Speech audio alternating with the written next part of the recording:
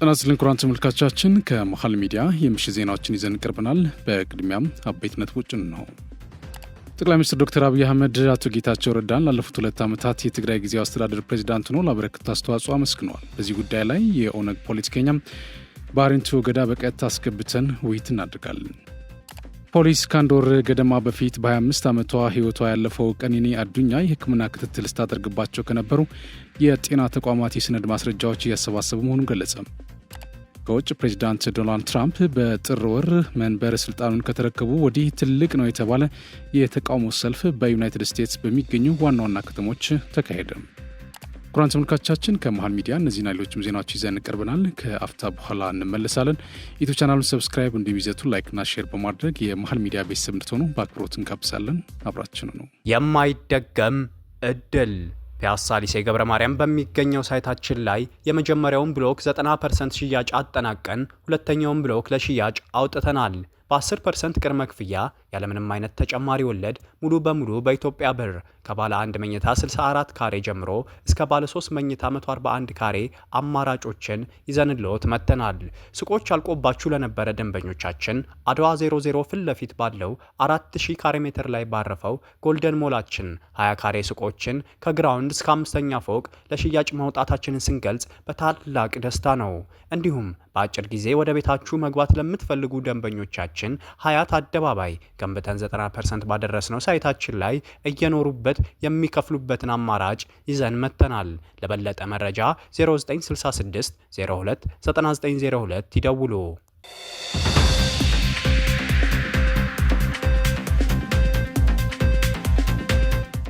በቅድሚያም ኢትዮጵያ ለደቡብ ሱዳን ህዝቦች ያላትን የድጋፍ ቁርጠኝነት አጠናክራ ትቀጥላለች ሲሉ ጠቅላይ ሚኒስትር ዶክተር አብይ አህመድ ገለጹ። ጠቅላይ ሚኒስትሩ በማህበራዊ ትስስር ገጻቸው ባሰፈሩት ጽሑፍ የደቡብ ሱዳን ምክትል ፕሬዚዳንት ቤንጃሚን ቦልሜል ያመጡትንና ከፕሬዚዳንት ሳልቫኪር ማያርዲት የተላከውን መልእክት መቀበላቸውን ገልጿል። ከምክትሉ ፕሬዚዳንቱ ጋር ውጤታማ ውይይት አድርገናል ያሉት ጠቅላይ ሚኒስትሩ በደቡብ ሱዳን ወቅታዊና የጸጥታና የፖለቲካ ችግሮች ለመፍታት ሁሉን አቀፍ ቀጠናዊ አካሄድ እንደሚያስፈልግ አጽንኦት ሰጥቻለሁ ብሏል። ኢትዮጵያ በደቡብ ሱዳን ህዝቦች ያላትን የድጋፍ ቁርጠኝነት አጠናክራ ትቀጥላለች ሲሉም ገልጸዋል። ጠቅላይ ሚኒስትር ዶክተር አብይ አህመድ አቶ ጌታቸው ረዳን ላለፉት 2 ዓመታት የትግራይ ጊዜያዊ አስተዳደር ፕሬዚዳንት ሆነው ላበረከቱት አስተዋጽኦ አመሰገኑ። ጠቅላይ ሚኒስትሩ በማህበራዊ ትስስር ገጻቸው በትግርኛ ቋንቋ ባስተላለፉት መልእክት በኢፌዴሪ ህገ መንግስት 62 ንዑስ አንቀጽ 9 በአዋጅ ቁጥር 359 ዝባር 1995 አንቀጽ 15 ንዑስ አንቀጽ 3 እና ደንብ ቁጥር 533 ዝባር 2015 እንዲሁም በፕሪቶሪያዊ ሰላም ስምምነት መሰረት አቶ ጌታቸው ረዳ የትግራይ ጊዜያዊ አስተዳደር ፕሬዚዳንት ሆነው ላበረከቱት አስተዋጽኦ ምስጋና አቅርበዋል። አቶ ጌታቸው በትግራይ ክልል የተገኘው ሰላም ወደ ኋላ እንዳይመለስ ለነበራቸው ከፍተኛ ጥንቃቄና ለሰጡት አመራር የፌዴራል መንግስት እውቅና እንዳለው የገለጹት ጠቅላይ ሚኒስትሩ በቀጣይም ተቀራርበው እንደሚሰሩ በማረጋገጥ ለነበራቸው ቆይታ አመስግነዋል። ኩራን ተመልካቾቻችን በዚህ ጉዳይ ላይ ተጨማሪ እና ትንታኔና ማብራሪያ ሊሰጡን የኦነግ ፖለቲከኛ አቦ ባሪንቱ ገዳ በቀጥታ መስመራችን ይገኛሉ። ከእሳቸው ጋር ጥራ ያለ ቆይታ አድርጋለሁ። አብራችሁኝ ነው። እሺ፣ አመሰግናለሁ። አቶ ባሪንቱ ገዳ የኦነግ ፖለቲካ ፓርቲ ፖለቲከኛ በቀጥታ መስመራችን ገብተው በተለይ ቀደም ሲል ላነሳነው ጉዳይና ተያያዥ ጉዳዮችን ማብራሪያ እንዲሰጡኝ በቀጥታ መስመራችን ስለገቡ እጅግ አድርጌ ነው የማመሰግነው። አቶ ባሪንቱ እንደው ምናልባት ለመግቢያም እንዲሆነን ጠቅላይ ሚኒስትር ዶክተር አብይ አህመድ እንግዲህ አቶ ጌታቸው ረዳ ባለፉት 2 ዓመታት የነበራቸውን የአመራር ቆይታ በተመለከተ በዛሬው ዕለት አመስግነዋቸዋል። እንግዲህ እንደው ወደ ሌሎች ጉዳዮች ከመግባታችን በፊት እንደው ምስጋናውን እንዴት አዩት? ከዚህ ጋር ተያይዞ ያው አንዳንዶች ስንብት ነው የሚሉ ሰዎች አሉ። ግን ያው ስንብት የሚያስብል ጉዳይ በዚሁ በመግለጫው ላይ ያየንበት ነገር የለም። ግን ያው አመስግነዋቸዋል እና እንደው ምስጋናው እንዴት አዩት የሚለው ነገር እስኪ ንዬ አቶ ባሪንቱ። አመሰግናለሁኝ ቴዲ። እንግዲህ እንዳልከው በግልጽ ከጠቅላይ ሚኒስትሩ ከምስጋና ውጪ ዝርዝር ጉዳይ ይፋ አልተደረገም። ካነበብነውም ከሰማነው በዚህ የተነሳ ስንብት ነው ወይም ስንብት አይደለም ለማለት ያዳግታል። ግን ያለውን ሁኔታ ግራና ቀኙን አይተን እንዲህ ሊሆን ይችላል ልንል እንችላለን እንደየ ሁኔታው ማለት ነው። እንደው ወደ እዚህኛው ቀጥታ ከመግባታችን በፊት እንግዲህ አቶ ጌታቸው ማን ነው የሚለው ነው። እንግዲህ አቶ ጌታቸው በኢህአዴግ ዘመንም የህወሓት አንዱ ከፍተኛ ባለስልጣን ነው። በዛ ጊዜም የኮሚኒኬሽን ሚኒስትርም ሆኖ በኮሚኒኬሽን ምክትል ሚኒስትር ወይ ሚኒስትር ዋናው ሚኒስትር ነበር። ሚኒስትር ሆኖ ሲሰራ የነበረ በጣም ኦራተር ሰው ነው። እውቀቱም አለው። የተማረ ሰው ነው። በጣም ዋይዝም ነው። ኖርማሊ አቶ ጌታቸው በቀላሉም ከሰው ጋር የሚግባባ ሰውም ነው። እኔ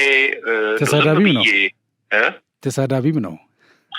አይ ነው ዋይዝም ነው ምሎም እንደው ከፖለቲካ አንፃር ነው። ከዚህ ከስነ ምግባር አንፃር ያው ኦልሞስት የሚታወቅ ነው። መላ ኢትዮጵያ ህዝብ የሚያውቀው ሰው ነው እና ኖርማሊ በብዙ መንገድ አቶ ጌታቸው ይታወቃል። እኔ አቶ ጌታቸውን በህወሓት ኢህአዴግ ዘመንም አሁንም ህወሓቶች አቶ ጌታቸውን እንደ ሙሉ የህወሓትና ጠንካራ አባል አድርጎ የወሰዱት አይመስለኝም። እስከ ቅርብ ጊዜ ድረስ እኔ በተለይ ተጨንቀው ፕሪቶሪያ እስከ ላኩት ድረስ ጠንካራ የህወሓት አባል አድርገው ወይም እንደው ምን ልበልህ ሌሎችን ሲኒየር የህወሓት ሰዎች እርስ በርሳቸው እንደሚተያዩት አቶ ጌታቸውን ሲያዩ ነበር ብዬ ለማሰብ ይከብደኛል። ያ እንዲህ እንድል ያደረገኝ ደግሞ አሁን እንግዲህ በፕሪቶሪያው ስምምነት እንደምታውቀው ተጨንቀው የኢትዮጵያ መከላከያ ሰራዊት በደረሰበት ያው የሰሜን እዝ ላይ በደረሰው ጉዳት የተነሳ ያ ነገር ለመቀልበስ ብሎ መንግስት ከህወሓት ጋር ባደረገው ግጭት መቀሌ ተከባ ወይም ህወሓቶች ምሽግ አድርጎ ሲጠቀሙት የነበረው አካባቢ ኦልሞስት በቅርብ ርቀት ላይ ሲሆኑ እሱን ነው የላኩት። ምክንያቱም ይናገራል በወቅቱ የነሱ እንዳልኩም በስድቡም በምኑም ፊት አውራሪ ነበር። እንግዲህ እኔ ከሞት ያዳናቸው አንዱ እሱ ነው የምለው። እንግዲህ ያው የመንግስት ወደ ሰፊነት እንደተጠበቀ ሆኖ በዛ ደረጃ ያኔ እንግዲህ በጭንቁ ሰዓት ደግሞ በቃ እንደ ፈጣሪ አይተውታል ማለት እችላለሁኝ። ቀደም ብሎ ለሱ እዚህ ግባ የሚባል ያው እንደ ስርዓት ሚኒስትርም ምንም አድርገውት ሊሆን ይችላል። ግን ይሄ ቁም ነገር የሚነገረው አይነት ሰው አድርገው ይዞት ነበር ብዬ ለመናገር ይቸግረኛል በህወሓት ኢህአዴግ ዘመን። ይሁንና ከዛ በኋላ በነበረው ጊዜ እንግዲህ በግጭቱ ጊዜ በጣም እንግዲህ አዳኛችን ነው ብለው በሱ ስም ለመማል ትንሽ ነበር የቀራቸው። እንግዲህ በደንብም ተነጋግሮ ምን ብሎም ያው ዋይዝ ያልኩትበትም በዚህ ነው ተስማምቶም ብሎም ፈርሟል። ፊርማው ግድ ቢሆንም እሱም ባሄድ ፊርማው ግድ ነበርና ምክንያቱም ያው ጭንቀት ውስጥ ነበሩ። መከላከያ አካባቢውን ሙሉ በሙሉ በሚባል ደረጃ ተቆጣጥሯል። ይሄ ሆኖ ነገሮች እንግዲህ ወደ ከስምምነቱ በኋላ ወደ ዲዲአር የሚባለውም ተመጣ። እንግዲህ በተግባር ያ ነገር ተፈጽሟል አልተፈጸመም እንደተጠበቀ ሆኖ እንግዲህ አስተዳደሩን ተረክቦ በጣም ውጥረት በበዛበት የቀድሞ ለሱ ያላቸው አመለካከት ህወሓቶች ሲኒየር ህወሓት አባላት ማለት ነው ያገንፍሎባቸው ለሱ ቦታ መስጠቱን በጣም ዝቅ አድርገው ወይም ለሱ ቦታ እንደሌላቸው በሚያሳይ መልኩ ቀደም ብሎም እንደነገርኩ በቂ ቦታ አልነበራቸውም። ያንን ከጭንቁ ሰዓት በኋላ አሁን ትንሽ ደግሞ ተንፈስ ሲሉ ጌታቸው ማን ነው ወደ ማለት ተገባ። ጌታቸው እንግዲህ ብዙ ስራ ከነሱ ጋር ሆኖ ቢሰራም ቦታ ስላልነበራቸው ያ የህወሓት ሰርክል ከበድ ያለ ሰርክልና ከተወሰኑ ሰዎች ውጪ ሌላ እንደዚህ እንደ ጌታቸው ያለ ዋይዝ የሆነ ነገሮችን በግልጽ የሚናገር ሰው ገባ ሲል ብዙም ደስተኛ የነበረው አይመስለኝም። ይባስ ብሎም ከፕሪቶሪያ ስምምነት መንፈስ ውጪ የፌዴራሉ መንግስት ተላላኪ ያሉ ሁሉ ሲሰድቡት ሲያንጓጥጡት በሚዲያዎቻቸው በተለያየ መንገድ እሱን ዝቅ ለማድረግ ሲጥሩ ነበር። ያንን ሁሉ ችሎና ብሎ እንግዲህ ላለፉት 2 አመታት ሲሰራ ነበር። ይሄንኑ ተከትሎ ይመስለኛል ጠቅላይ ሚኒስትሩ ቴንኪዩ ያለው ማለት ነውና እኔ ያለፈውን 2 አመታት በዚህ ሁኔታ ያለውኝ ቴዲ ምናልባት እኔ ከዚህ ከአንጃ ቡድን አሁን አንጃውን የወጣውና በአቶ ጌታቸው ረዳ መካከል ያለውን በተወሰነ እኔ በአካልም ስለማውቃቸው ማለት ነው አመራሮቹንም አውቃቸዋለሁ የህወሓት አመራሮች እንዲሁም ደግሞ የአቶ ጌታቸውንም እንደዚሁ በቅርበት አውቃቸው ነበረ እዛ ስራ ስለነበረ ትግራይ ቲቪ እንደውም አንድ ቀን አስታውሳለሁ ከኔ ፊት ነው ቦባሬንቶ እንደ መነሻ እንዲሆነ ብዬ ነውና እኔ እንደናንተ ከበረሃ የመጣሁ ሰው አይደለሁም እኔ ያው በጭንቅላቴ ነው የምኖረው ምሰራው ሲል አቶ ጌታቸው እንደዛ ብሎ ሲናገራቸው ከነባር ታጋዮች አንዱ እንደውም በህይወት የሉም እንደዛ ብሎ ሲናገራቸው ሰምቻለሁኝ እና እንዳልከው ነው ማለት ጭንቅላት አለ ጥሩ ጭንቅላት አለ የመናገር አቅም አለ የኮሙኒኬሽን አቅም አለ ግን ደግሞ ያው ቅድም ያነሳናቸው ክፍተቶች እንዳሉ ሆኖ ማለት ነው ያው ማለት ፖለቲካ ላይ የፈለገ አይነት ልዩነት ቢኖርህ በስድብ ሳይሆን የሀሳብ ልዩነትን በማሳየት ህዝቡ እንዲረዳና እንዲያውቅ አድርጎ ያህን የበላይነት ማግኘት የሚቻልበት እድል ሳለ ግን ደግሞ እንደው ግለሰብ ላይ ያነጣጠሩ ስድቦችን ስንሰማ ነበር ያ ምን ያህል አግባብነት አለው የሚለው ነገር የኢትዮጵያ ህዝብ ያውቀዋል እውነት ለመናገር ማለት ከዛ ባለፈን የቲፒኤልኤፍ እስከማውቀው ድረስ አሁን በቲፒኤልኤፍ እና በራያ ማነው በአቶ ጌታቸው መካከል ያለው ልዩነት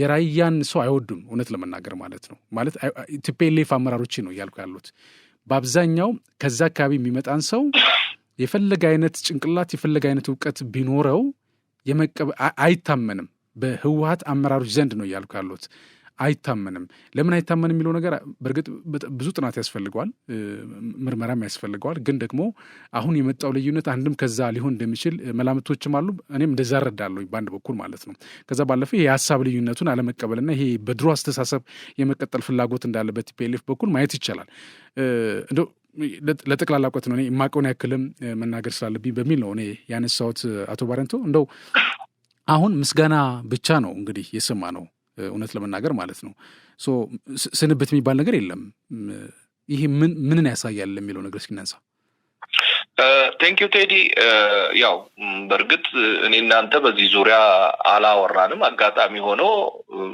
ኤግዛክትሊ እኔ በራሴ ግምት የተናገርኩትን ነገር ነው አሁን እንደ ማስረጃ ምክንያቱም በደንብ ታውቃለህ ቋንቋውን ታውቃለህ አካባቢው ተወላጅም ነዋሪም ነህ በደንብ ስለምታቅም ስለ መረጃም ስለሚኖር አንተ ያየውን የሰማውን ነገርከን ዛት ሚንስ እኔ አሁን ያልኩትን ነው ማለት ነው ለሱ ቦታ የሌላቸው ደግሞ ለአቶ ጌታቸው ሁለት ዋና ምክንያት አለ አንደኛው አንተ እንዳልከውም የራያ አካባቢ በሚል ይሄ የህወሓት ሰዎች ችግር እንጂ የትግራይ ህዝብ ችግር አይደለም እንደገና ደግሞ ሲኒየር ብለው በእድሜ ብቻ አይደለም ሰርክል አለ ህወሓት ሰርክል አለው አንድ ሰርክል አለ ከዛ ሰርክል ውጪ ስትሆን የትም እንኳን ብትወለድ ራያ ሆንክ ምን ሆንክ የትም ሆን ተቀባይነትህ ምትመዝነው እንደየ አካባቢህ ነውና ወይም ደግሞ ይሄ ሰርክል ውስጥ ነው ወይ የሚባል ነገር እንዳለ እንግዲህ ያለፈው 27-30 አመት ብዙ ያስተማረን ነገር አለ አሁን ያቶ ጌታቸው ችግር ከሁለት ነው የሚመነጨው አንዱ እዛ ሰርክል ውስጥ የለም ይሄ ሲኒየር ኦሊጋርኪው ይሄ ምንድነው የሚባለው ይሄ በቃ ይሄ ያረጀው እና ለ30-40 አመት ቤተሰባዊነት የፈጠረ ህወሓት ቡድን አለ እዛ ውስጥ አይደለም እዛ ውስጥ ያለ መሆኑ ብቻ ሳይሆን አንተም እንዳነሳው አካባቢውም ደግሞ ተወለደበት የሚባለው አካባቢ በሚያስገርም መልኩ እኔ ይሄንን ባልናገረው ሁሉ ደስ ይለኛል ጥሩም አይደለም እንደ ሀገርም ጥሩ አይደለም እዛ አካባቢ ላለው ጥሩ አይደለም እና I'm sorry to say ግን ይሄም ችግር ፈጥሯል ይሄንን ደማምረ ስታይ አቶ ጌታቸው እንዳልከው ጭንቅላት ያለው ሰው ነው የተማረ ሰው ነው መማር ብቻ አይደለም የተማረውን ነገር በመናገርም ጥሩ የኮሙኒኬሽን ስኪል ያለው ሰው ነው በቂ ችሎታ አለው እንግሊዘኛው እንዳየው ጥሩ እንግሊዘኛ ተናጋሪ ነው በአማርኛም ሲናገር በትግረኛም እንግዲህ ትግረኛ ትንሽ ያዝ እንደሚያደርገው ያው እኔ ምረዳለሁ ያ ነገር አለ ከዛ ውጪ ቤስት ነው ተናጋሪዎች ከሚባሉ የኮሙኒኬሽን ሰዎች አንዱ ነው። እኔ የችሎታ ችግር አይመስለኝም ያቶ ጌታቸው አሁን የገጠመው ችግር እንዳልኩ ከዚህ ከሰርክሉ ውጪ መሆኑ አካባቢውም ደግሞ ሌላ ተጽዕኖ አሁን እየተወራ ባለው ሁኔታ ማለት ነው። ይሄ ተደማምሮ አሁን የምናየውን ነገር ከኛ ውጪ ያለ ሰው ሁሉ ተላላኪ ነው እንዲህ ነው እንደዚያ ነው የሚል ይሄ ሰውን ዲፌም ማድረግ አንደርማይን ማድረግ በዘመቻ መልክ ሲካሄድ ነበር። ያንን ሲያካሂዱ የነበሩትን ዘመቻ ደግሞ አሁን 2 ዓመት ሲሆን አቶ ጌታቸውን ከዛ ባገኙት አጋጣሚ ያውም የፕሪቶሪያ ስምምነት በማይፈቅድ መልኩ እሱን ከዛ አካባቢ ፈንቅለው ቀደም ብሎ ከመንግስት ጋር አታካራ ውስጥ ገብቶ እስከ መታወስ ደርሶ ለበርካታ የትግራይ ወጣቶች እልቂት እንዲሁም ለመላ ኢትዮጵያ ችግር ያመጣው ምክንያቱም በዚህ ወገንም እዛ ሄዶ ጦርነቱ ግጭቱ ላይ የተሳተፈ የሞተ የቆሰለ ጀግና የመከላከያ ሰራዊት አባላት ሌሎችም አሉ። በዛ ወገንም የሞቱት ወንድሞቻችን እህቶቻችን ናቸው።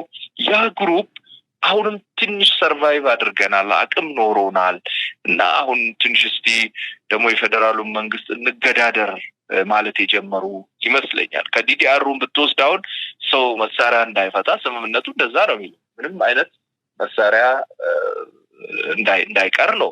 ብዙ ነገር አሁን ስታነብ እዛ አርቲክሎቹ ውስጥ 1 2 3 ብሎ ፖይንት ባይ ፖይንት የተቀመጠ አለ። ያ ሁሉ እያለ በጠቅላይ ሚኒስትር ዶክተር አብይ አህመድ ወደ ሰፊነት ነው የመንግስቱ ወደ ሰፊነትና ነገሮችን በስምምነቱ ልክ ከማስኬድ ይልቅ ከስምምነቱ ውጪም በተግባቦት ነገሮችን ቀስ በቀስ ያስተካከልን እንሂድ ብሎ ወደ ሰፊ ሲሆን እንደው አይደለም ያ ጊዜ የተረሳ መስሏቸው ከስር ገብተው ነገሮችን ወደ ሀሎና አቅጣጫ እየጎተቱ አሉ።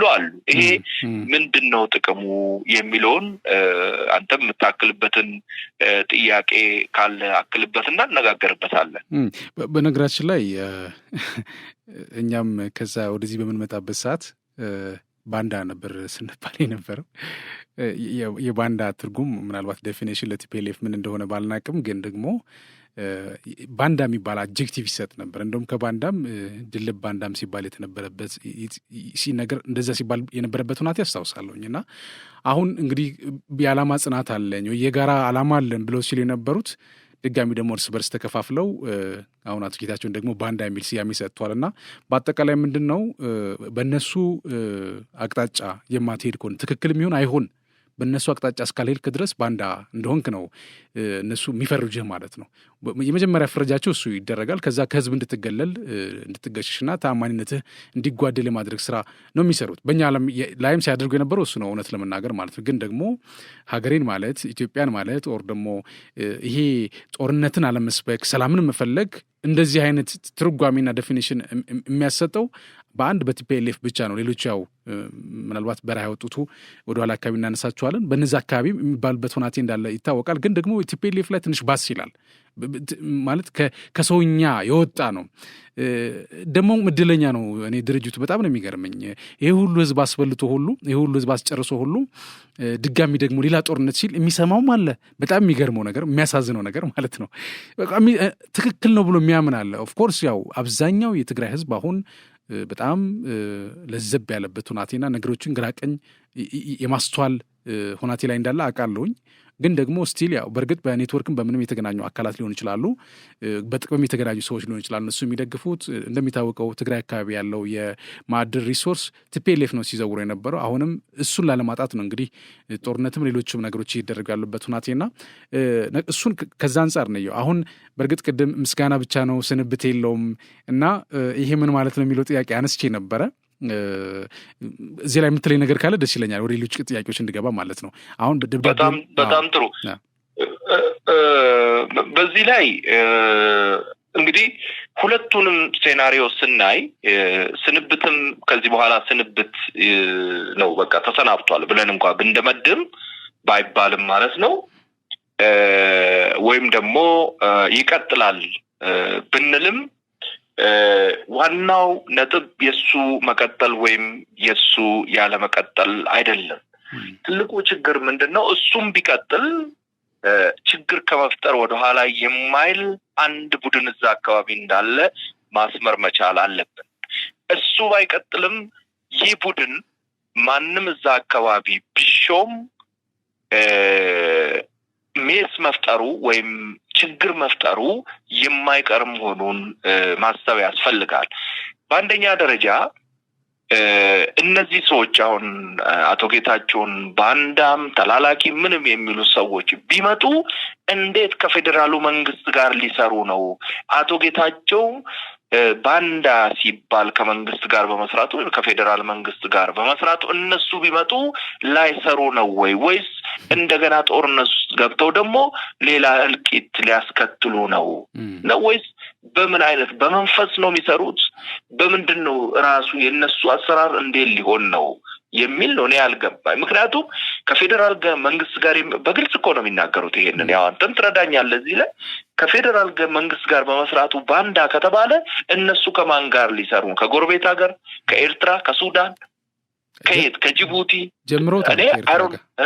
ከኤርትራ ጋር ጀምሮታል የሚታወቅ ጉዳይ ስለሆነ በተለይ ያንተ ቡድን ያ ግን ይሄ አዋጅ ነው ወይ ነው ይሄ ነገር እነሱንም እንደገና ደግሞ ለሀገርም ሌላ ችግር ማምጣት ነው። እነሱንም ሌላ ኪዮስ ውስጥ ያስገባል ይታወቃል። እና አንዳንድ ጊዜ ከፊት ያለውን ሰው ስትተች ወይም ደግሞ እሱን ስታጠለጥል አንተስ በዛ መንገድ ላትሄድ ነው ወይ ብሎ የትግራይ ህዝብ መጠየቅ መቻል አለበት። ጌታቸው ባንዳ ነው፣ ጌታቸው ከፌደራል መንግስት ጋር ይሰራል፣ የአብይ ተላላኪ ነው ካሉ እነሱ ወደ ስልጣን ሲመጡ ምን ሊያረጉት ነው? የትግራይን ህዝብ ክልሉን ምን ሊያረጉት ነው የሚለው ነው ዋና ወሳኝ ነጥብ። እኔ ስንብትም ቢሆን እንኳን ማለት ነው እነዚህ ሰዎች ጌታቸው አሁን ከፌደራል መንግስት ጋር እየሰራ ባለው ሁኔታ የማይሰሩ ከሆነ ቀጥታ ወይ ግጭት ልንፈጥር ነው፣ ጦርነት ልንጀምር ነው፣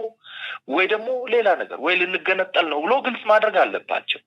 አዘርዋይዝ እኔ ያችን ቦታ ለመያዝ ብቻ የሚደረግ ስም መጠፋፋትና አንደኛ ለህዝቡ መረጋጋትም ከፍተኛ የሆነ ችግር እየፈጠረ ነው። አካባቢ የቱሪስት አካባቢ እንደምታውቀው ትግራይን ከሽራሮ ጀምሮ ሽሬንቶ ወደዛ ሄደ ከሽራሮ ጀምረ ወደ ሽሬ ወደ ኋላ ስትመጣ አድዋን ጨምረ አክሱምን፣ መቀሌን እዚህ ደግሞ ያለበት ጥንታዊ መስጊድ ያለበት ነው ውቅሮ አካባቢ ይሄን ዘሆል ትግራይ ውስጥ የተለያዩ የሮክ ቸርች የሚባሉትን የቱሪስት ኤሪያ ነው። አካባቢ ሰላም አገኘ ማለት ለትግራይ ህዝብም አልፎም ለኢትዮጵያ ህዝብ ከፍተኛ የቱሪስት ዴስቲኔሽን ነው፣ ኤሪያ ነው። ለሀገራችንም ደግሞ የትግራይ አሁን ባለው ካርታ ቦርደር ነው።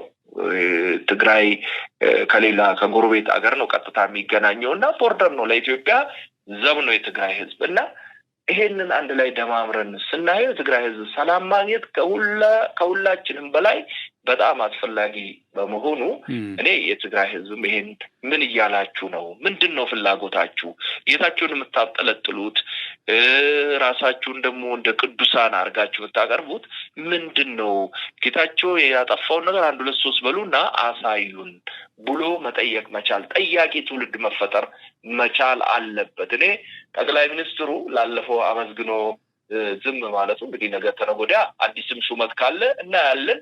ይሄ ተሿሚ መቼም ከዛው ከትግራይ ክልልና በዚሁ በፓርቲ ውስጥ ከሚንቀሳቀሱ ሊሆን ይችላል፣ በፕሪቶሪያውን ስምምነት እንዲሁም ደግሞ በተራ ግምት ማለት ነው። እና የሚመጣው ሰው አሁን ጌታቸው ላይ እየደረሰ ካለው የባሰ ይደርስበት ይሆናል እንጂ ሌላ ምንም ሊጠብቅ የሚገባው ነገር የለም። ምክንያቱም ነግበነ ነው ሁሉ ነገርና እኔ ጠቅላይ ሚኒስትሩ ላለፈው ማመስገኑ በጣም ትልቅ ነገር ነው።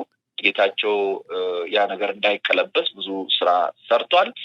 ከዚህ በኋላ የሚመጣም ካለ ከተቀየረም ደግሞ ከዚህ በኋላ የሚመጣ ሰው ይሄን ቀለብሳለሁ ካለ ሌላ ማአት በኢትዮጵያ ላይም በትግራይ ህዝብም ላይ በራሳቸው በቡድኑ ላይ ከማምጣት ውጪ ሌላ ትርፍ ስለሌለው እኔ በዚህ አይን ቢታይ ጥሩ ነው ላለው። ሌላው ምናልባት አቶ ባሬንቶ ያው እንግዲህ አንጃው የህወሓት ቡድን በተደጋጋሚ ወደ አዲስ አበባ ሲመጣ ነበር፣ ስልጣን ይሰጠኛልም ሲጠይቅ የነበረበት ሁናቴ ሰምተናል። አሁን አቶ ጌታቸው የዛሬ ምስጋና ከስንብት ጋር የሚያገናኙትም አካላት አሉ እውነት ለመናገር ማለት ነው። በእርግጥ ኦፊሻል የሆነ ነገር የሰማነው ነገር የለም። ምስጋና ብቻ ነው። ምስጋና አለ ማለት ባይ ዲፎልት ቅድም አንተም እንዳልከው ነገ ወዲያ አዲስ ነገር ሊኖር ይችላል። ያን አዲስ ነገር መሰረት አድርጎ ብዙ ነገር መባል የሚቻልበት ሁኔታዎች ሊኖሩ ይችላሉ።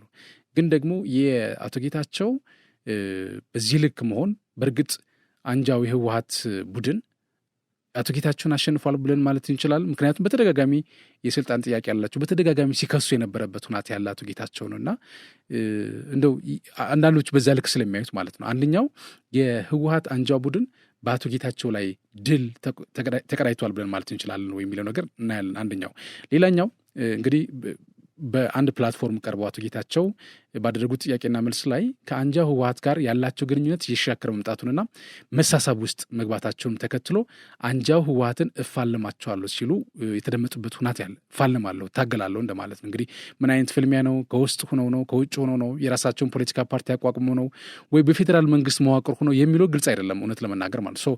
ከዚህ ጋር ተያይዙስ ምን ማለት እንችላለን? ምንድነው እፋለማቸዋለሁ ብሎ ያሉበት የሚለው ነገር እስኪ ሁለቱና ሀሳቦች እናንሳ። ቴንኪው በጣም ወሳኝ ጥያቄ ነው። አሸነፉት ወይ አቶ ጌታቸውን የሚለው እንግዲህ አቶ ጌታቸው ብቻውን አይደለም፣ ቡድን አለ ይሄንን የትግራይ ክልሉን የሚመራው ማለት ነው። ይሄ ቡድን ዝም ብሎ አሁን ከኋላ ሆነው ነገሮችን የሚበጠብጡ ወጣቱን ምኑ ይሄ ብሶት ውስጥ ከተው እዛም እዚህም ግርግር የሚፈጥሩ ማህተብ ለመቀማት የተለያየ ነገር የሚሰሩትን ሰዎች ወይም ቡድኖች ይሄ ሲኔር ብለው እኔ ፖለቲካ ውስጥ አርጅቶ እዛም እዚህም እኔ ከሌለሁበት በቃ ይሄ ጨው የለውም የሚሉ ሰዎች ራሳቸውን ጨው አድርገው የሚያስቡ ወይም የማጣፈጫ ስኳር አድርገው የሚያስቡ ሰዎች አቶ ጌታቸውን እና ቡድኑን አሸነፉ አይደለም እኔም ብለው ተሸነፉ። አቶ ጌታቸው ዛሬ ቢለቅ ማለት ነው እነሱ ናቸው የተሸነፉት። አቶ ጌታቸው ባለው የንግግርም የዚህ ዋይዝ ያልኩ ምንም እንኳን በዚህ በጦርነቱ ወቅት በጣም ተራ ተሳዳቢ ሆኖ እንግዲህ በእርግጥ በወቅቱ ያው ጠላቴ ነው የምትለውን ስም ማጥፋት ያልተደረገውን ያልተባለውን ያልሆነውን ነገር እየለጠፍክ በፕሮፓጋንዳውም ጠላቴ ነው የምትለውን ለማሸነፍ መሯሯጥ ያለ ነው። ግን አቶ ጌታቸው ትንሽ ድንበር ያለፈ ነበር። ኦኬ እሱ ኦልሬዲ ፓስ። ምን ለማለት ፈልጌ ነው አቶ ጌታቸው አሁን ባለፈው 2 ዓመት ግን የትግራይ ህዝብንም ቢሆን ህወሓትን እንደ ህወሓት ከፌዴራሉ መንግስት ጋር በተቻለው መጠን ለማቀራረብ ሲያደርግ የነበረ ትልቅ አስተዋጽኦ አለ። ይሄ ነው ገደል የሚገባው። አሁን ገደል የሚገባው ይሄ ነው። አሁን ምን ይሆናል ማለት ነው? አቶ ጌታቸው ከዛሬ ጀምሮ ከአስተዳደርነቱ ቢነሳ ሊሆን የሚችለው ነገር መንግስት የፕሪቶሪያውን ስምምነት ሙሉ በሙሉ 101% ተግባራዊ ወደ ማድረግ ይገባል። እሱ ምንድነው? ከአስተዳደር ውስጥ ድርሻ አለው። የተቃዋሚ ፓርቲዎችን የማስገባት ኃላፊነት አለበት። 50+1 የመንግስት ይሆናል ማለት ነው፣ የፌዴራሉ መንግስት አስተዳደሩ ማለት ነው። ስለዚህ የተመኙዋትን አያገኙዋትም። ለትግራይ ህዝብ ሰላም፣ ለትግራይ ህዝብ እንደው አለ አይደለም ሳይኮሎጂ ካሊ በቃ ተወራሃል፣ ተገላል፣ ቢሆናል ነከሌ መጡበት ምናምን የሚለውን ይሄ በስሜት ውስጥ አስገብተውት ስለነበረ ለዛ ብሎ መንግስት ቀዝቀዝ ብሏል። በፕሪቶሪያው ልክ አልሄደም። አንተም እኔም ሌሎቻችንም እንደምናውቀው አሁን እነዚህ ሰዎች በኃይል አቶ ጌታቸውን ገፍተው ጠቅላይ ሚኒስትሩ ደግሞ አቶ ጌታቸውን እንዲያነሳ አድርገው ከሆነ አሹሪዩ ጠቅላይ ሚኒስትሩ ሞኝ አይደለም። he knows everything። በቀጥታ የደቡብ አፍሪካውን ስምምነት ተግባራዊ ወደ ማድረግ ይገባል። ያ ደግሞ ህወሓቶች ላይ ሸምቀቆ የሚያጠብቅ ነው። ከዛ ብዙ ነገሮች አሁን በሚወዛወዙት ልክ መድረኩ በቅቷቸው አይወዛወዙም። ይሄንን ነው የምለው እኔ በዚህ ላይ ማለት ነው። ከዛ በተረፈ እንደ ሁለተኛ ፋለማቸዋለሁ ያነሳው ነገር አለ ፋለማቸዋለሁ የሚል yes አቶ ጌታቸው ይሄንን በደንብ ያወቀ ይመስለኛል። እፋለማለሁ ሲል ወደ ፌደራል መንግስት ሚንጣ ወይም በሌላ መንገድም ይሁን ያ እዛ ሆነው ሲሰሩ የነበሩት ከሻቢያ ጋር ከተለያየ ጋር እየተገናኙ በተለይ ከዚህ አሁን ደግሞ ፋኖ ነው ምናምን ከሚባል አንድ አሸባሪ ቡድን አለ ከነሱ ጋርም አንዳንዴ ግንኙነት አላቸው የሚል ነገር የሻቢያው እነሱ ማምነዋል አለ። ይሄን የሚያቆን ሚስጥር መረጃ ለመንግስት አሳልፎም ሰጥቶ አብዛኞቻቸው ቁጥጥር ስር ሊውሉም ይችላል፣ እርምጃ ሊወሰድባቸው ይችላል። ምክንያቱም ትሪዝን ነው። አንድ የክልል መንግስት ከጎረቤት አገር መንግስት ጋር ያለ ፌደራል መንግስት እውቅና መነጋገር በኢትዮጵያ ህግም በዓለም አቀፍ ህግም የፌደራል መንግስት ሳይሄድ መነጋገር ትሪዝን የሀገር ክህደት ነው። ስለዚህ የአቶ ጌታቸው ያለውን መረጃ እንደ ፕሬዝዳንት እንደ መረጃው ምኑ ስለሚደርሰው ይሄንን ለፌደራል መንግስት ሰጥቶ ከፌደራል መንግስት ጋር ተባብሮ እነዚህ ሰዎች ሊያስለቅም ይችላል።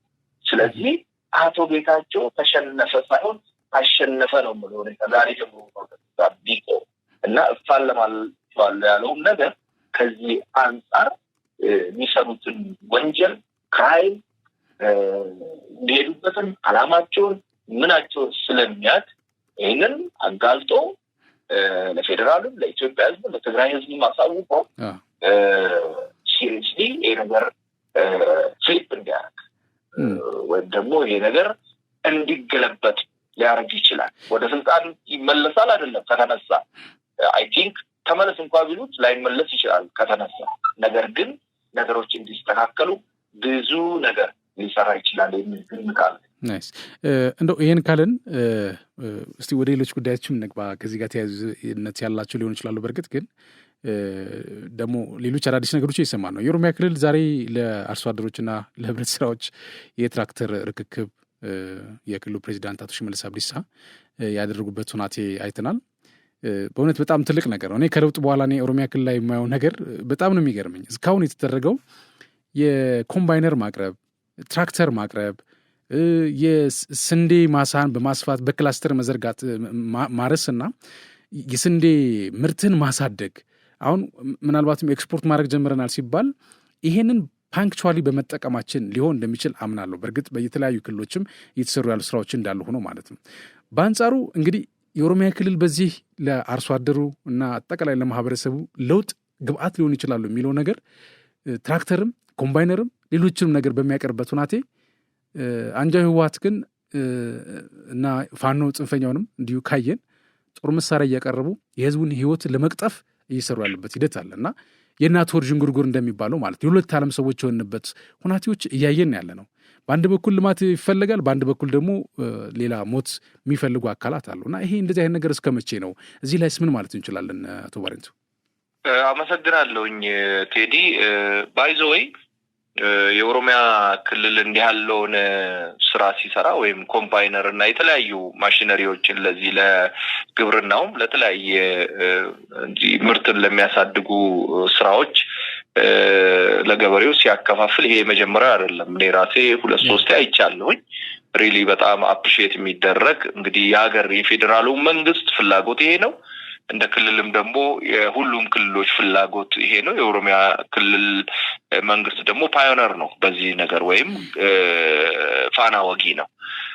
በጣም ሪሊ ሊመሰገኑ ሊበረታቱ ይገባል። በዚህ ግጭት ውስጥ በአንድ እጅ ግጭቱን ለማስቆም እየጣሩ በሌላ መንገድ ደግሞ ልማቱ እንዳይደናቀፍ ወደኋላ እንዳይቀር ማዳበሪያው እንዲቀርብ እንዳልከው ደግሞ ይሄ ማሽነሪው ሰው በእርሻ ምንድነው በበሬ አርሶ ሀገር መቀለብ 100 ሚሊዮን ህዝብ ከባድ ስለሆነ በጣም የሚደነቅ ነው። በተነጻጻሪ ደግሞ አማራ ክልልና ትግራይ ያለው ሁኔታ እንደው በጣም አንዳንዴ ባንናገረው ሁሉ ጥሩ ነው የምንለው። አሁን እንዲህ ያለውን ነገር የአማራ ክልል መንግስት ወይም እዛ ክልሉን የሚመራው የብልጽግና ፓርቲ ቅርንጫፍ ጽሕፈት ቤትም ይሁን እንደ አጠቃላይ እንደ ሀገር እንደ ፌዴራል መንግስት ተመሳሳይ ነገር። ምክንያቱም የአማራ ክልል እንደምታውቀው በጣም ሰፊ የእርሻ መሬት ያለው የምርት አካባቢ ነው። በተመሳሳይ ደግሞ ትግራይ ክልልም በርካታ የሚታረሱ ቦታዎች አሉ።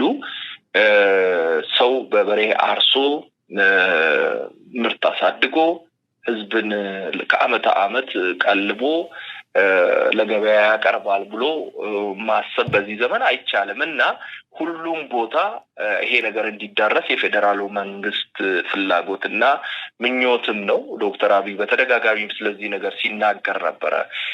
ፍሩቶችን ሲተክል እናውቃለን። በተደጋጋሚ እንደምናነሳው ዛፎች እንዲተከሉ፣ እርሻ በተለይ ይሄ ኩታ ገጠም የሚባለውን ነገር እንዲስፋፋ ሐሳቡን ከማቅረብ ጀምሮ የተለያየ ድካም እየደከመ ነው መንግስት በዚህ ዙሪያ ማለት ነው። ግብርና እንዲያድግ ቴክኖሎጂ እንዲጠቀምና ግብዓቶች እንዲቀርቡለት በጊዜ ግን እንዳልከው ለምሳሌ አማራ ክልል በጣም በሚያሳዝንና በሚያሳፍር መልኩ ሰው ደክሞ ባለሀብቶች በራሳቸው እንኳን ገዝተው አርሰው ለማዕከላዊ ገበያና ለውጪ ሊያቀርቡ ጭነው የሚጓዙትን ሰሊጥ እኮ መንገድ ላይ ጠብቆ እኮ የሚያቃጥል ነፃ አውጪ ነው ያለው አማራ ክልል። እኔ ራሳቸውን ፋኖ ብሎ ሲጠሩ እኔ በእውነት የአማራ ህዝብ በእነዚህ ሰዎች እንደው ባካችሁ በዚህ ስም አትጠሩ፣ ራሳችሁን ወደ ሽፍታ አሁን እኮ ወደ ከሽፍትነትም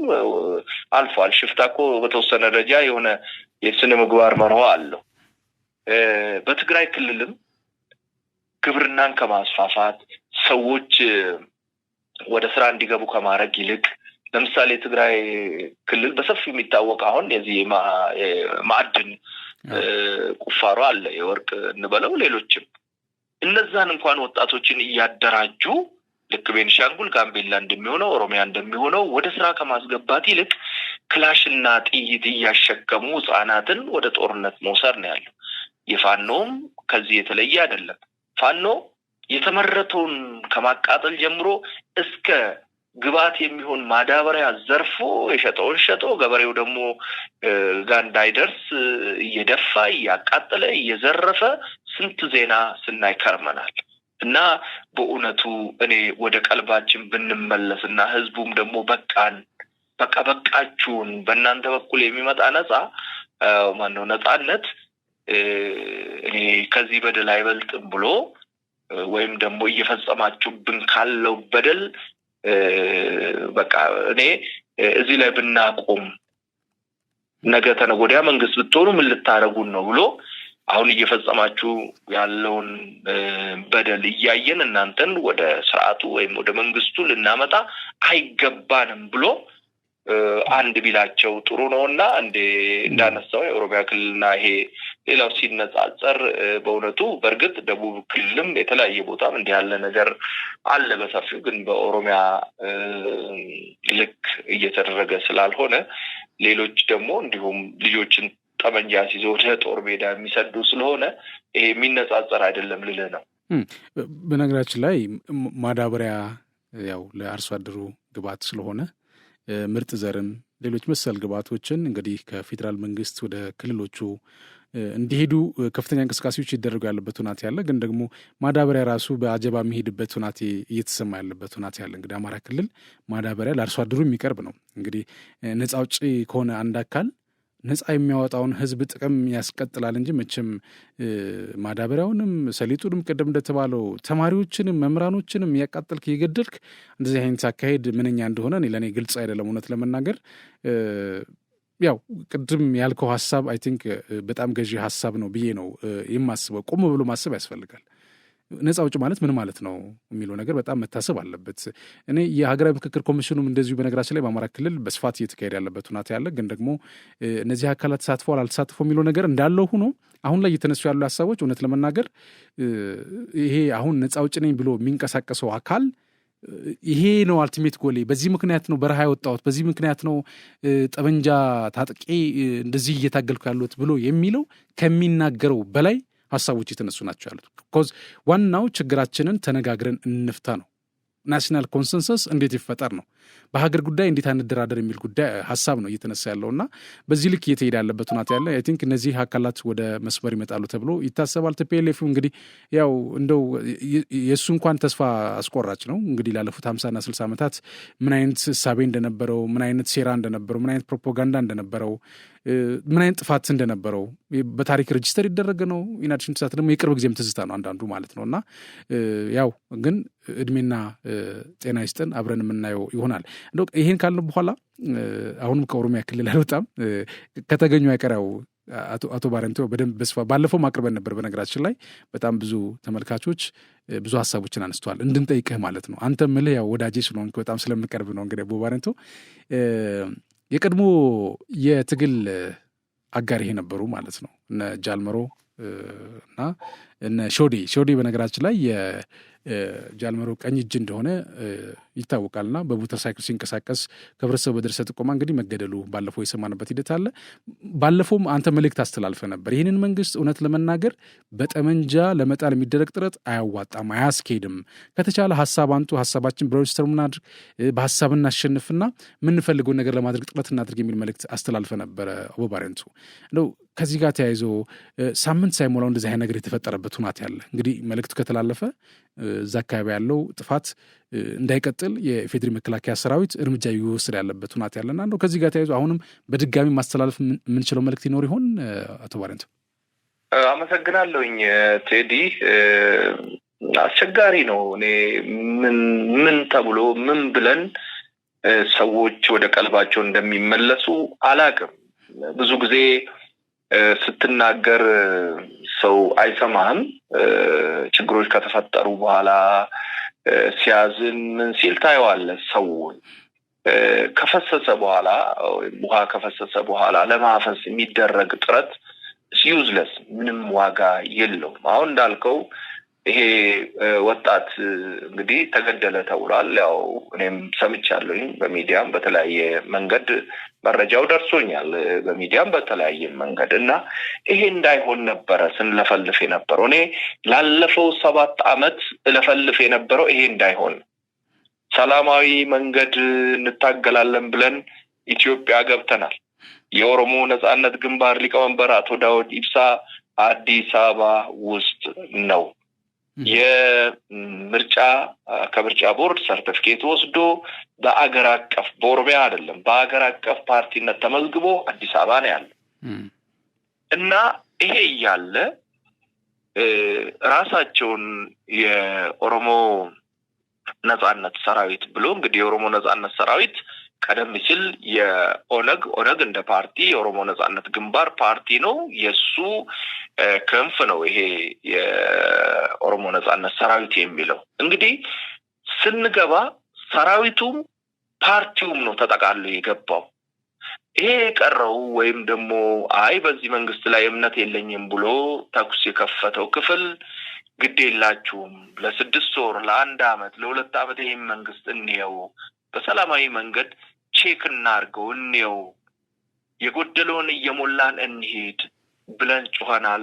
ጮክ ያለው እኔ በግሌ እስካሁንም ድረስ እየጮኩ ነው። በግሌም በተለያየ ሶሻል ሚዲያ በዋና ሚኒስትሪም በሚባሉ በኢቲቪ በፋና በዋልታ በአዲስ ቲቪ ኢትዮጵያ ውስጥ አሉ የሚባሉ አማርኛም አፋን ኦሮሞም በሚሰሩ ወይም በሚያዘጋጁ ቴሌቪዥኖች ላይ ሁሉ ቀርቤ ላለፈው 4 5 6 ዓመታት ሲጮህ ነበር። ይሄ እንዳይፈጠር ይሄ መሞት ያንድ አሁን ያልከው ሰው ሞተ። አሁን ሰው ደስ ሊለው ይችላል። እኔ ግን አዝናለሁ። ለምንድነው ማዝነው? በከንቱ አላማን ለሌለው ነገር ገና ባልተደራጀ ባልተቀናጀ እንደገና ምን ጥፋት መስራቱን እንኳን በትክክል ባለየነው ወይም ደግሞ ለመወንጀል እንኳን ቢያንስ እኮ 6 ወር 1 ዓመት መስራት አለበት አንድ አዲስ መንግስት። ይሄን ባለየንበት ዘለው ዝም ብለው ጫካ ገቡ ልጆች። ምንም በቃ ምንም ነገር ግማሹ በሰው ተገፍቶ በፕሮፓጋንዳ በሶሻል ሚዲያ የኛ ጀግና አንበሳ ሞት ግደል በሚሉ ሰዎች አሁን ይሄ ልጅ ብቻ ሳይሆን እሱን የመሳሰሉ በርካታ ልጆች ስማቸውን ማናቀ ይሄ ኃላፊ ስለሆነ ነው ስሙን የምናውቀው በርካታ ልጆች እናታቸውን አባታቸውን ጥለው አልቀዋል ሞተዋል በርካታ ልጆች በየቀኑ ሞታል መከላከያ ወይም ደግሞ የኢትዮጵያ መንግስት ትልቅ መንግስት ነው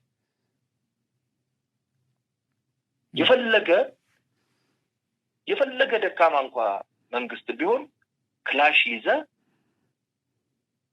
ይዘ ከመንግስት ጋር እፋለማለሁ ስትል ቢያንስ የምትደራደርበት መንገድ ወይም ቀዳዳ ሲጠፋ መቻል አለበት ነገር ግን ቀዳዳዎች አሉ መንግስት ይለምናል እንታረቅ እንነጋገር እያለ ነው በየቀኑ ተነጋግረው ተደራድረው ገብተው ኃላፊነት የተሰጣቸው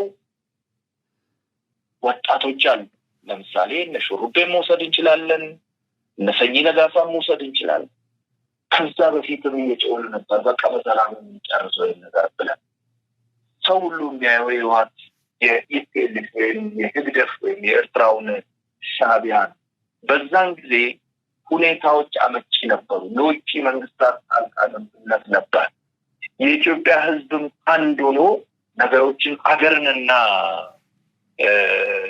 መንግስትን የመለየት ችግር ነበረበት በርካታ ቀዳዳዎች ነበሩ መንግስት ሶሻሊዝም እና ካፒታሊዝም የተሳቁ ጉራ ተብሎ ብዙ ቀዳዳዎች ጎረቤት ሀገሮች አመቺ ነበሩ ብዙ ናቸው በዚህ ዙሪያ ተሰልፈው ለነዛ ሰዎች እድል የሰጡት ለሻዕቢያ አለዋል አሁን ግን እንደዛ የኢትዮጵያ ተጣጣው የኦሮሞ ህዝብ ኢትዮጵያ ማኑ ኦሮሚያ እንዲገነጠል ክልል ይፈልጋል የኦሮሞ ህዝብ ነፃነት ሌላ ነገር እኩልነት ፍትህ ሌላ ነገር ይፈልጋል ወይ ነው መገንጠል እንግዲህ መገንጠል አላማ ነው ብሎ ከገቡበት ማለት እና ምንድነው እኔ ያሳዝናል ስል እሱን የመሳሰሉ በርካታ ልጆች በከንቱ በግፊት ባለማወቅን በማወቅን እሳት ውስጥ ገብተው በሰላማዊ መንገድ በቀላሉ ነገሮችን መፍታት በሚቻልበት ዘመን ቁጭ ብሎ ተደራድሮ ተነጋግሮ መፍታት በሚቻልበት ዘመን ህይወታቸውን እያጡ እኔ ቤተሰቦቻቸው ያሳዝኑኛል አሁንም ያለፈው አይታፈስም በቃ ያለፈው አልፏል እኔ ዛሬም ቆም ብለው ቢያዩና ወደ ሰላም ቢመለሱ ከምንም በላይ የሚጠቅሙ ራሳቸውን ነው የኦሮሞ ህዝብ ሁለተኛ ኢትዮጵያ እንደዛ መጀመሪያ እሳት ውስጥ ያለውን ነው ከእሳት ውስጥ መውጣት የሚጠቅም እና ከእሳት ውስጥ ቢወጡ ጥሩ ነው እላለሁ ምናልባት ጥያቄ ትክክል መልሼ ከሆነ አላውቅም ደውዛም እዚህ እየተዘለልኩ ነው እጅግ አድርጌ አመሰግናለሁ በእውነት ሌላ ተጨማሪ አይነት ጥያቄ ነበረኝ ግን ረጅም ሰዓት ስለወሰድኩኝ ያው አንተም ከስራ ስላቋረጥኩ በሌላ ጊዜ እንመለስበታለን አቶ በራንቱ ገዳ የኦነግ ፖለቲከኛ በቀጥታ መስመራችን ገብተህ ለሰጠን ጠለቅ ያለ ማብራሪያ ምንም እንኳን አንተም እየተባለ ቢሆንም በጣም አድርጌ ነው የማመሰግነው መልካም ምሽት ይሁን ለአቶ በራንቱ መልካም በጣም አመሰግናለሁ አንተንም መሃል ሚዲያንም በጣም አመሰግናለሁ መልካም ጊዜ በርቱ እሺ ቴንክ ዩ ሶ ማች እሺ ዜናዎቻችን ይቀጥላሉ የትግራይ ክልል ሰላማዊ ማጽናትና ልማቱን የማስቀጠል ኃላፊነት የሁላችንም ሊሆን ይገባል ሲሉ የመቀሌ ከተማና እንደርታ ወረዳ ነዋሪዎች ተናገሩ በፌዴራል መንግስትና በጊዜያዊ አስተዳደር እንዲሁም በሰላም ወዳዱ የክልሉ ህዝብ የጦርነት ጉዳይ ተቋጭቶ ሰላምና መረጋጋት መፈጠሩ ይታወቃል። በዚህም በሁሉም መስክ የልማት ስራዎች ተጠናክረው የቀጠሉ መሆኑን የኢትዮጵያ ዜና አገልግሎት ያነጋገራቸው የመቀሌ ከተማና እንደርታ ወረዳ ነዋሪዎች ገልጿል። የፕሪቶሪያው የሰላም ስምምነት ተከትሎ ዘላቂ ሰላም ልማትና መረጋጋት በመምጣቱ ከምንም በላይ የክልሉ ህዝብ ተጠቃሚ መሆኑን አንስተው ይህንኑ ጠብቆ የማስቀጠል ኃላፊነት የሁላችንም ሊሆን ይገባል ብሏል። በመቀሌ ከተማ ሀይምዳይ ተብሎ በሚጠራው አካባቢ በመስኖ ልማት የተሰማሩት የ10 አለቃ ተካ ዘገየ ሀሳቦችን በሙሉ ልማት ላይ በማድረግ ሰርቶ የመለወጥ ትልም ሰንቀን ሌት ተቀን እየሰራ እንገኛለን ሲሉ ተናግረዋል። የዚህ ምክንያት ከምንም በላይ ሰላምና መረጋጋት በመፍጠር መሆኑን ጠቅሰው ዘላቂ እንዲሆን በቁርጠኝነት እየሰራ እንገኛለን ብሏል። በመሆኑም የሰላም ጉዳይ የሁሉ ነገር መሰረት በመሆኑ ሰላማችንን በማስጠበቅ ልማታችንን ለማጠናከር እንሰራለን ሲሉም ተናግሯል። የክልሉ ሰላም የማጽናትና ልማቱን የማስቀጠል ኃላፊነት የሁላችንም ሊሆን ይገባል በማለት አስተያየታቸውንም ሰጥቷል። በእንደርታ ወረዳ የሮማናት ገጠር ቀበሌ ነዋሪ ወጣት የማነ በሪሁ በጦርነቱ አውዳሚነት ሁላችንም የተመለከት ነው በመሆኑ ለሰላማችን የሁላችንም ጥረት ሊታከልበት ይገባል ብሏል። በክልሉ የመጣውን ሰላም ለማሰናከል የሚጥር አካል ካለ በፍጹም ተቀባይነት የለው መሆኑንም አነስቷል። በመሆኑም የመንግስትን የሰላም ጥረትና የልማት ቁርጠኝነት በማገዝ ሁላችንም የሰላም ዘብና የልማት አርበኛ እንዲሆን በማለት ጥሪውን አቅርቧል። ሌላኛው የመቀሌ ከተማ ነዋሪ ወጣት አለም ተሰማ የሰላም መደፍረስ ብዙ ዋጋ ያስከፈለ በመሆኑ ከዚያ ትምህርት በመውሰድ የሰላምን ሂደት ለማጽናት ልንሰራ ይገባል ነው ያሉ። በመሆኑም የክልሉን ሰላም አስጠብቆ መቀጠል የተጀመሩ የልማት ስራዎችን ከዳር ለማድረስ የሁላችንም ተሳትፎና ጥረት ይጠይቃል ሲል ተናግሯል። አጠቃላይ የክልል ወጣቶችም ለዘላቂ ሰላም፣ ሀገራዊ ልማትና እድገት የድርሻችንን ለመበርከት መዘጋጀት አለብን ሲል መልእክቱን አስተላልፈዋል። በባህር ዳር እየተካሄደ ባለው የአጀንዳ ማሰባሰብ ሂደት ሀሳባቸውን በነጻነት በማቅረብ የነቃ ተሳትፎ እያደረጉ መሆኑን በአማራ ክልል የህብረተሰብ ወኪሎች ገለጹ። የህብረተሰብ ወኪሎች አጀንዳ የማሰባሰብ የምክክር ሂደት ዛሬም በባህር ዳር እንደቀጠለ ይገኛል። በአጀንዳ ማሰባሰብ ላይ የተሳተፉ ከሚገኙት ወኪሎች መካከል አቶ ግርማ ወልደሃና ለኢትዮጵያ ዜና አገልግሎት እንደገለጹት የሚያጋጥሙ ችግሮችና አለመግባባቶችን በውይይት መፍታት ይገባል ብለዋል። ቀደም ሲል በነበሩ ችግሮች የሰብአዊና ቁሳዊ ጉዳቶች እንደደረሱ አስታውሰው አሁን ላይ በክልልም ሆነ በሀገር አቀፍ ደረጃ አለመግባባቶችን በምክክር ለመፍታት እየተከናወነ ያለው ተግባር ዘመኑን የሚመጥንና ተገቢ መሆኑን ገልጸዋል። ያለ ምክክር መፍትሄ እንደሌለ አነስተው አሁን የተጀመረው አሳታፊ አጀንዳ የማሰባሰብ እንቅስቃሴም ፍቱን መፍትሄ ያመጣል የሚል ጽኑ እምነት እንዳላቸው ተናግሯል። የተሳተፉበት ባለው የአጀንዳ ማሰባሰብ ሂደትም ፍጹም ነጻ በሆነ መንገድ ያለምንም የሀሳብ ገደብ የተሳተፉ መሆኑን አስታውቋል።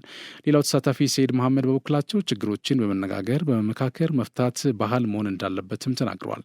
ችግሮች በምክክር ለመፍታት እየተሄደበት ያለው ርቀት የሚደነቅ መሆኑንም አመላክቷል። በዚህ አጀንዳ ማሰባሰብ ሂደት የህዝብ ጥያቄዎችን በነጻነት የቀረቡ እንደሆነ ጠቅሰው ይህም ዘላቂ መፍትሄ የሚያስገኝ መሆኑንም አብራርተዋል። ኢትዮጵያ ማለት እኛ ዜጎቿንን ከዚህም የመጣ ነው ስለ ኢትዮጵያ ጉዳይ ለመምከር ነው ያሉት ደግሞ ሌላኛው ተሳታፊ ሀብታም አራገው ናቸው። በአጀንዳ ማሰባሰብ ሂደቱ ዲሞክራሲያዊ አካሄድ በተሞላበት መንገድ የህዝብ ጥያቄዎችን ያለ ገደብ እያቀረብ እንገኛለን ብለዋል። የኢትዮጵያ ሀገራዊ ምክክር ኮሚሽን ኮሚሽነር አምባሳደር መሐመድ ድሪር የአጀንዳ ማሰባሰብ ሂደቱ በየደረጃው እያጋጠሙ ያለው ችግሮችን በዘላቂነት ለመፍታት የሚያግዝ መሆኑንም አስታውሷል። ቀደም ሲል በሌሎች ክልሎች የአጀንዳ ማሰባሰብ ስራ መከናወኑን አስታውሰው የአማራ ክልል አጀንዳ ማሰባሰብ ሂደትም በጥሩ ሁኔታ እየተከናወነ ነው ብሏል። በአማራ ክልል ተገኝተን ከህዝባችን ጋር በዲሞክራሲያዊ መንገድ ለኢትዮጵያ ይበጃል የተባሉ ሀሳቦች ሁሉ እየቀረቡ ነው ሲሉም አብራርተዋል። በአማራ ክልል የአጀንዳ ማሰባሰብ ሂደት እስከ ሚያዝያ 4 2017 ዓ.ም እንደሚቆይ ተመላክተዋል። የፌዴሬሽን ምክር ቤት አፈጉባኤ አገኘሁ ተሻገር ከእስራኤል ምክር ቤት አፈጉባኤ አሚን አሆና ጋር ተወያይቷል። ውይይቱ በኡዝቤኪስታን እየተካሄደ ከሚገኘው 150ኛው የኢንተር ፓርላሜንታሪ ህብረት መድረክ ጎን ለጎን ነው የተደረገው። በውይይታቸውም ኢትዮጵያና እስራኤል ያላቸውን የሁለትዮሽ ግንኙነት ማጠናከር በሚችሉባቸው ጉዳዮች ዙሪያ መክረዋል። አፈጉባኤ አገኘሁ ኢትዮጵያና እስራኤል ዘመናትን የተሻገረ መልካም ዲፕሎማሲያዊ ግንኙነት እንዳላቸው ጠቅሰው በንግድ በኢንቨስትመንትና በቱሪዝም ዘርፍ ያላቸውን ግንኙነት አጠናክረው መቀጠል እንዳለባቸው ተናግረዋል። የኢትዮጵያ መንግስት በሳይንስ ቴክኖሎጂና በዘመናዊ ግብርና ዘርፎች ያለውን ትብብር አጠናክሮ መቀጠል እንደሚፈልግም አነስቷል። በተጠቀሱ ዘርፎች ዙሪያ በትብብር መስራት ሁለቱን ሀገራት ይበልጥ ውጤታማ እንደሚያደርጋቸው ያላቸውን እምነትም ገልጿል። የእስራኤል ምክር ቤት አፈጉባኤ አሚን ኦሃና በበኩላቸው እስራኤል ከኢትዮጵያ ጋር ያላትን ታሪካዊ ግንኙነት አጠናክራ እንደምትቀጥል አረጋግጧል። ሀገራቱ አሁን ያላቸው ኢኮኖሚያዊና ዲፕሎማሲያዊ ግንኙነት ወደ ላቀ ደረጃ እንዲያድግ የሁለትዮሽ ግንኙነት ማጠናከር እንደሚገባም አስገንዝበዋል። ፖሊስ ከአንድ ወር ገደማ በፊት በ25 ዓመቷ ህይወት ያለፈው ቀነኒ አዱኛ የሕክምና ክትትል ስታደርግባቸው ከነበሩ የጤና ተቋማት የሰነድ ማስረጃዎችን ያሰባሰበ መሆኑን ገለጸ። ፖሊስ ይህን ያስታወቀው መጋቢት 27 2017 ዓ.ም ለዋለው ለፌዴራል የመጀመሪያ ደረጃ ፍርድ ቤት አራዳ ምድብ ችሎት ነው። ችሎቱ ሞዴል እንዲሁም የማስታወቂያ ባለሙያ የሆነችው ቀነኒ አዱኛ ሞት ፖሊስ ከ15 ተጨማሪ ሰዎች መረጃ ሰብስቤያለሁ ብሏል።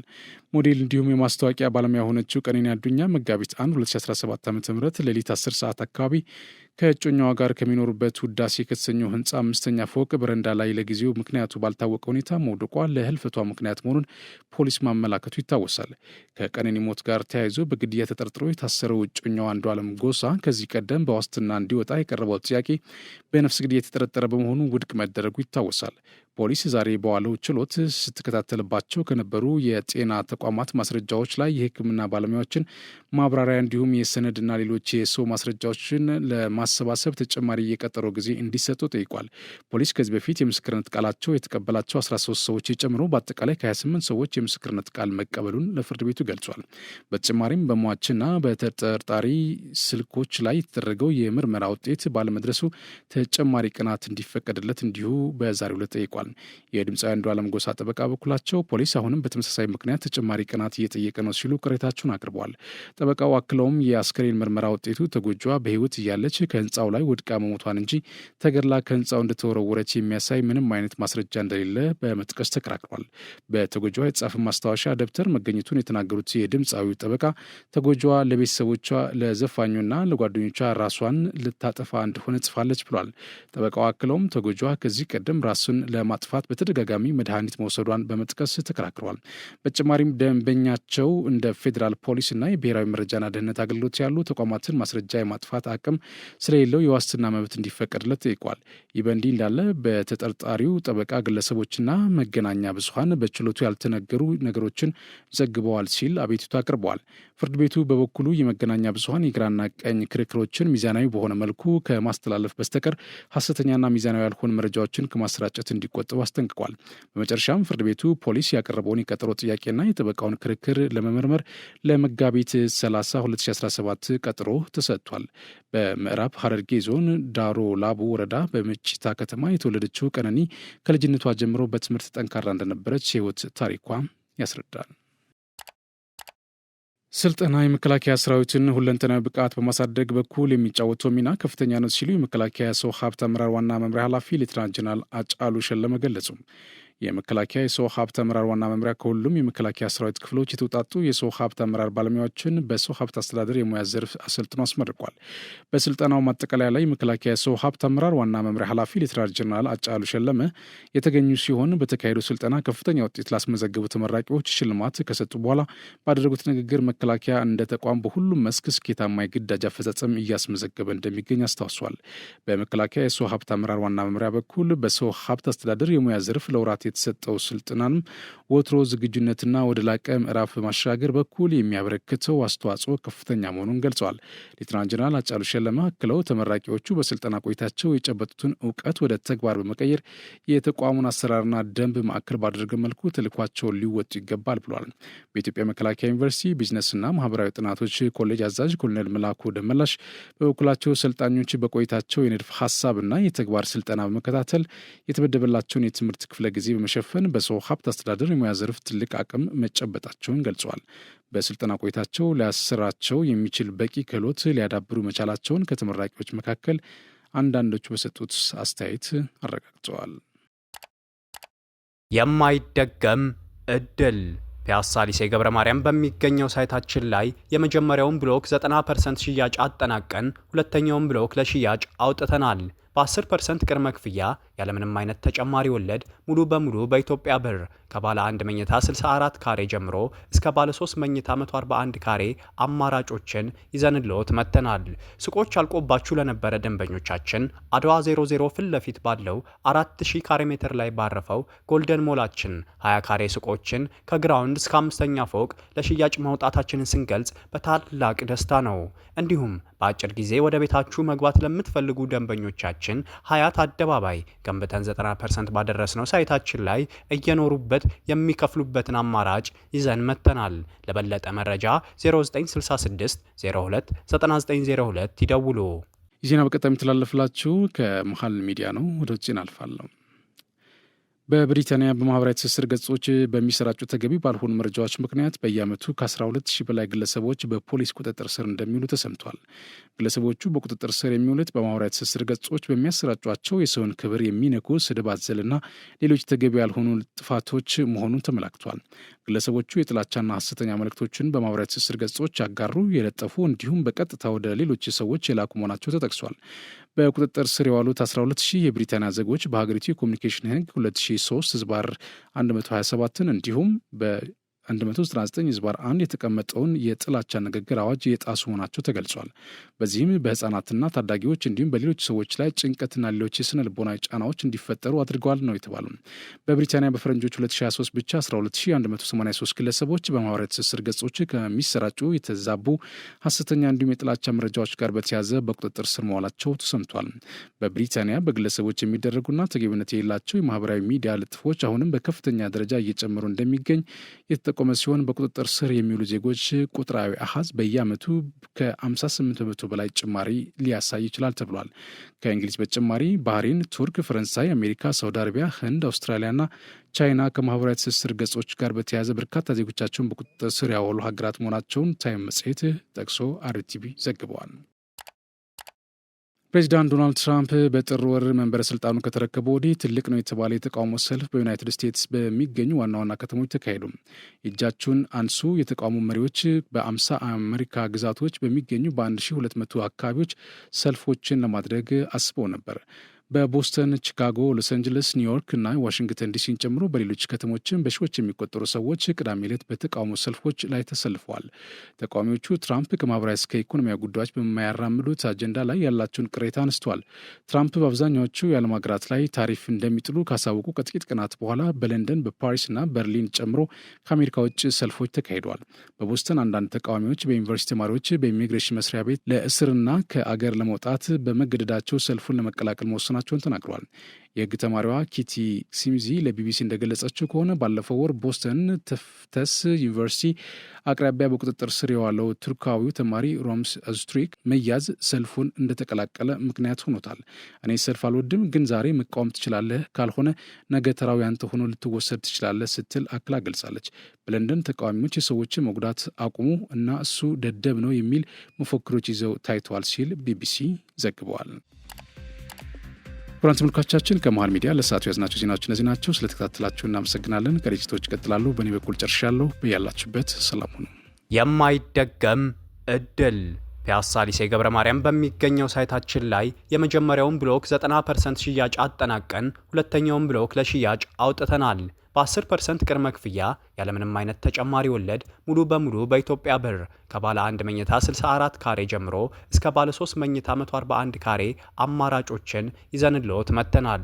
ሱቆች አልቆባችሁ ለነበረ ደንበኞቻችን አድዋ 00 ፊት ለፊት ባለው 4000 ካሬ ሜትር ላይ ባረፈው ጎልደን ሞላችን 20 ካሬ ሱቆችን ከግራውንድ እስከ 5ኛ ፎቅ ለሽያጭ ማውጣታችንን ስንገልጽ በታላቅ ደስታ ነው። እንዲሁም በአጭር ጊዜ ወደ ቤታችሁ መግባት ለምትፈልጉ ደንበኞቻችን ሀያት አደባባይ ገንብተን 90% ባደረስነው ሳይታችን ላይ እየኖሩበት የሚከፍሉበትን አማራጭ ይዘን መጥተናል። ለበለጠ መረጃ 0966 02 9902 ይደውሉ።